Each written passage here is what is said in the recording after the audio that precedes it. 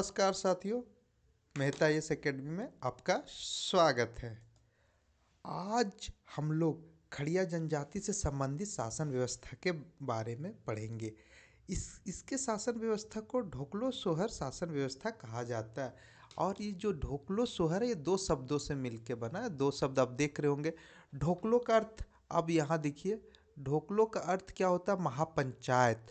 और सोहरो का अर्थ होता है अध्यक्ष, मतलब महापंचायत का अध्यक्ष, इसीलिए इसका नाम पड़ा ढोकलो सोहरो शासन व्यवस्था। आप यह भी जानते हैं कि ढोकलो सोहरो शासन व्यवस्था से जेपीएससी के पीटी के जो पेपर 2 है, वहाँ पे हर साल जब जब एग्जाम हुआ एक क्वेश्चन पूछा जाता है। इसीलिए यह टॉपिक बहुत ही इम्पोर्टेंट टॉपिक है, समझे। और ये मात्र 5 मिनट में कंप्लीट हो जाएगा, आपको ज़्यादा सोचने की ज़रूरत नहीं है। अब चलिए आइए पढ़ते।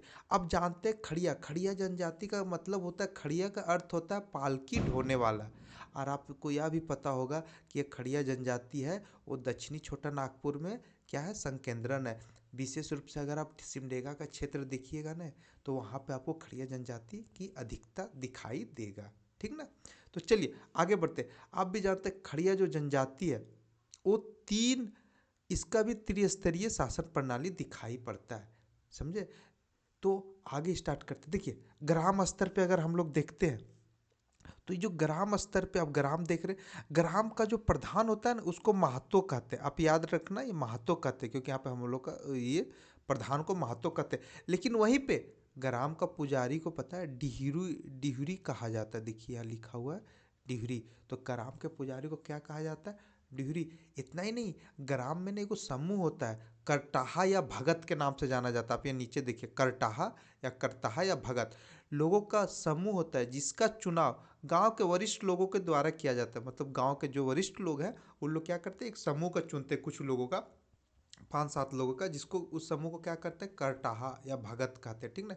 इसका काम जानते हैं क्या है? इसका काम यहाँ देखिए, बैठक का संचालन करना। अगर किसी तरह का गांव में बैठक हो रहा हो किसी योजनाओं के लिए, नीतियों बनाने के लिए, या फिर पंचायत पंचायत के लिए, तो ये बैठक का पूरा संचालन का जिम्मेदारी करटाहा को दिया जाता है, इस समूह को दिया जाता है, ठीक ना।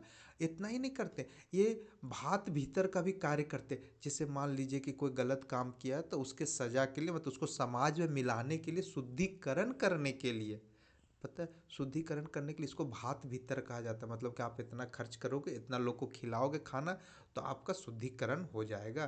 तो आपको यहाँ पे भात भीतर का ही मतलब होता है कि समाज में उसको वापस मिलाने का भी कार्य कौन करते? करटाहा लोग, करटाहा का समूह या भगत, ये दोनों कोई भी नाम हो सकता है। उसका देखिए सब तक सूचना पहुँचाने, क्योंकि लोग, इन लोग का समूह में अच्छा खासा लोग हैं, तो इन लोगों में से कोई भी जाके किसी को सूचना पहुँचा सकते, कोई भी बात पूरा गाँव में सूचना फैला सकते हैं। तो इस तरह का काम खड़िया जनजाति का जो ढोकलो सोहर शासन व्यवस्था है, उसमें कौन करता है? करटाहा और भगत। अब आगे चलिए, आपको यहाँ पे दिखेगा मध्य में, देखिए आपको मध्य में क्या दिख रहा है? खूट। खूट क्या? एक समूह है। किसका समूह है? एक किसका? करटाहों का। अब देखिए यहाँ पे क्या है ना, करटाहों में से एक को चुना जाता है। जैसे मान लीजिए पूरा गांव है, गांव में एक समूह हुआ, मान लीजिए 12 लोगों का करटाहों का एक समूह है, उस 12 में से एक व्यक्ति को चुना जाएगा और खूट के लिए, ठीक ना। खूट में जाकर वो बैठेगा, ठीक। और इस जो खूट का जो समूह है, उसको जानते हैं खड़िया घाट कहते हैं। इसका प्रमुख को क्या कहते हैं? रेड कहते हैं। खड़िया घाट या रेड, ठीक ना। इसमें जो एक प्रमुख होता है वो खड़िया घाट और रेड होता है। और जो करटाहों में से जो एक चुना गया था, वो इनका चुनाव करता है। यहाँ पे करटाहों में से जो एक चुना गया था, वो किसका चुनाव करता है? खड़िया घाट या रेड का, ठीक,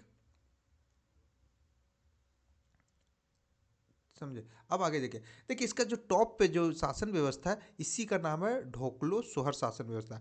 आपको बता दूं, ये ढोकलो सोहर सोहर शासन व्यवस्था प्राचीन काल से नहीं है।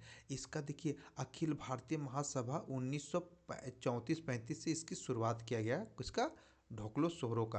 और पता, यहाँ पे लोग ने प्रत्यक्ष रूप से निर्वाचित होकर बैठते हैं। आपको बता दिया गया, ढोकलो मतलब महापंचायत होता है, सोहरो मतलब उसका अध्यक्ष। इसको कौन चुना के आते हैं प्रत्यक्ष रूप से। और इनका कार्यकाल मात्र 3 वर्ष है। 3 वर्ष के बाद फिर पुनः चुनाव होगा, समझे। अब इनको सहायता देने के लिए जो यहाँ का जो अध्यक्ष बनेंगे, महापंचायत का जो अध्यक्ष बनेंगे, उनको सहायता करने के लिए आपको 3 लोग दिखाई देंगे सचिव के रूप में, जिसका नाम ये लोग बोलते हैं लिखाकड़। मतलब रिपोर्ट तैयार करता। आप नाम से ही पकड़ सकते हैं कि ये लिखा कड़ है, मतलब कि ये अपना रिपोर्ट तैयार करेगा। ठीक। फिर हम लोग जानते हैं खजांची, इसे खजाना से ही हो रहा है, इसे डिनोटेड। तो खजांची का अर्थ ही होता है खड़िया फंड का हिसाब, हिसाब रखता है। खड़िया फंड का जो भी हिसाब है ना, वो कौन रखता है? खजांची। और दीवान, हम लोग तो हमेशा फिल्मों में भी देखे, दीवान क्या होता है? जिसको दीवान भी कहते हैं, या एक सलाहकार होता है जो कि जो शोहर है उनको क्या करते हैं? सलाह देते हैं। तो इस प्रकार से इनका तीन सहायक है। आप ये तीन सहायक को याद रख लीजिएगा। कौन कौन सा है? एगो लिखा कड़ हो गया, फिर खजांची हो गया, और दीवान हो गया। ठीक। और आप ये याद रखिएगा 34-35 में इसका शुरुआत हुआ था, और प्रत्यक्ष रूप से इसका अध्यक्ष चुनाते हैं। इनका कार्यकाल कितना? 3 वर्ष का होता है। ठीक। तो यहाँ से आपका यह शासन व्यवस्था कंप्लीट हो जाता है। आपको ज़्यादा याद रखना कि ग्राम का प्रधान को क्या कहते हैं और पुजारी को क्या कहते हैं। ठीक। फिर उसके बाद गांव में करटाहा किस किस शासन व्यवस्था में करटाहा है, तो आपको ये पता होना चाहिए कि करटाहा किसके शासन व्यवस्था में आता है। फिर खूंट क्या है? खूंट का अध्यक्ष को रेड रेड कहते हैं या खड़िया घाट कहते हैं। तो इस पर, और फिर ऊपर का ढोकलो सोहरो कहा जाता है, और ढोकलो सोहरो का कार्यकाल 3 वर्ष है, और दीवान है। तो इस प्रकार से आपका ये कंप्लीट हो जाता है। और आपको बता दूं कि खड़िया ना 3 प्रकार के खड़िया हैं। यहाँ देखिए लिखा हुआ आपका 3 प्रकार के खड़िया। दूध खड़िया, देखिए दूध खड़िया, ढेकली खड़िया, और पहाड़ी खड़िया। इसको हिल्स खड़िया भी कहते हैं। पता है हिल्स खड़िया आदिम जनजाति के श्रेणी में आता है। और जानते हैं ये दोनों तो विकसित कर गया, लेकिन अभी भी पहाड़ में पहाड़ी खड़िया लोग क्या हुआ, अभी भी अविकसित है। अभी भी उनका जीवन का जो निर्वाह है वो प्राचीन समय के अनुरूप चल रहा है। चलिए, आज का क्लास खड़िया शासन व्यवस्था यहीं समाप्त होता है। नेक्स्ट क्लास में और टॉपिक लेके आऊँगा। तब तक के लिए नमस्कार, जोहार, झारखंड। और आपको अच्छा लगा तो कमेंट्स कीजिए, लाइक कीजिए और सब्सक्राइब कीजिए।